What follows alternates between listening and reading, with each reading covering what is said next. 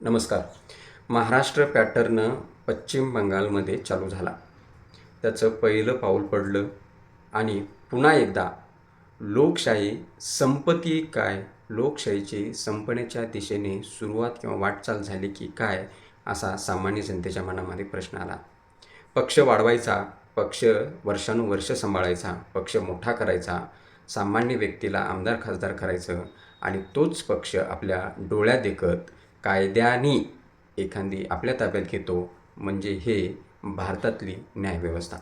आता यामध्ये सर्वात महत्त्वाची गोष्ट जे महाराष्ट्रामध्ये घडलं शिवसेनेसोबत, राष्ट्रवादीसोबत, तेच पश्चिम बंगालमध्ये झालं. पश्चिम बंगालमध्ये 1 महिना झाला निकाल लागून 80 आमदार ममता बॅनर्जीचे आले होते. भाजपने तिथे एक हाती सरकार स्थापन केलं, तरीही ते समाधानी नाहीत असं म्हणायला हरकत नाही. कारण आता जो ममता बॅनर्जीचा विरोधी पक्षनेता होता, तो डावलून आता एकाने गट स्थापन करण्याची भूमिका घेतलेली आहे. त्यामध्ये फुलब्रात आणि संदीपान शाह ह्या दोघांनी पुढाकार घेतलेला आहे आणि ह्या दोघांसोबत जवळपास 60 आमदार आहेत. आता तुम्हाला तर माहिती आहे, केंद्रीय निवडणूक आयोग कोणाच्या बाजूने निकाल देणार? सिंपल आहे, जिकडे जास्त लोकप्रतिनिधी त्यांचा पक्ष. जे महाराष्ट्रामध्ये घडलं ते आता पूर्ण देशभरामध्ये पाहायला आपल्याला 2-3 वर्षामध्ये मिळेल. म्हणजे अमित शहानी एक वक्तव्य केलेलं होतं की जे प्रादेशिक पक्ष आहेत ते आम्ही संपवून टाकणार.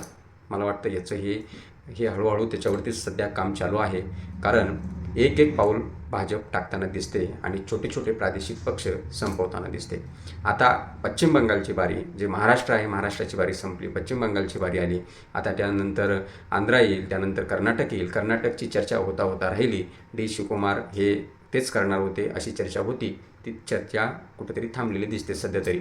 पण पूर्ण भारतभर येणाऱ्या 2-3 वर्षामध्ये प्रादेशिक जे पक्ष आहेत त्याच्यामध्ये फूट पाडून हे षडयंत्र करून पक्ष भलत्याच्याच नावाने करण्याचा जो षडयंत्र आहे हे नक्की पाहायला मिळेल. आता हे काय झालेलं आहे, हे महाराष्ट्रातलं राजकारण म्हणजे महाभारतातलं युद्ध झालेलं आहे. ज्याच्याकडे जास्त सैन्य त्याची जास्त ताकद. पण यांना हे विसर पडतोय की विजय हा सत्याचा असतो. कितीही काही केलं तर हे खोटं तात्काळ शांती आणि समाधान आनंद देतं, पण विजय देऊ शकत नाही. जय हिंद, जय महाराष्ट्र.